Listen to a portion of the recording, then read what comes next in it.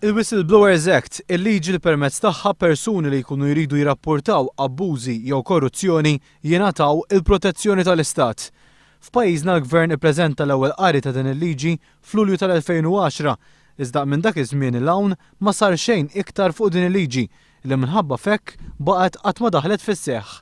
Waqt il-programm Mhux billi tajt fuq ONE, l-Assistent Parlamentari Beppe Fenech Adami kien mistoqsi jispjega dan id-dewmien kollu. Waħda minn raġunijiet hija waħda illi kien hemm prijoritajiet oħrajn. Fenech Adami appella biex ma neżaġerawx għaliex skont huwa pajjiżna għandu sistemi oħrajn tajbin biex jiġġieldu kontra l-korruzzjoni. Ma nidux neżaġeraw u ngħidu isma' mingħajr il-Whistleblower Act m'għandniex sistema li tista' taħdem biex aħna nikkontrollaw l-abbuż. Mitlub jikkummenta dwar l-attakk tal-Kummissarju John Rizzo fuq pulizija li allegatament għen li l-ġurnalisti għamlu xogħolhom, Beppe Fenech Adami għalhekk. ċessa l-ħares aħna għandkonna sitwazzjoni fejn pulizija stess jibda jdaħħal in-nies bil-moħbi ġol ħabs, għall-ħares pulizija stess jibda jdaħħal in-nies ġol ases bil-moħbi, għall-ħares pulizija jibda jdaħħal in-nies bil-moħbi ġewwa l-istalel.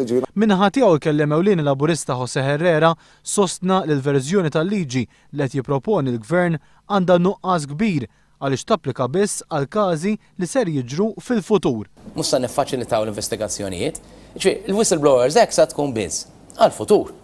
U aħna bħala oppożizzjoni dejjem minni ċara li aħna l-Whistleblowers Act irriduha mingħajr ma nagħmlux linja u ngħidu isma' għal-futur biss ta' il-kullu Whistleblowers Act tkun għal-passat, għal-preżenti u għal-futur.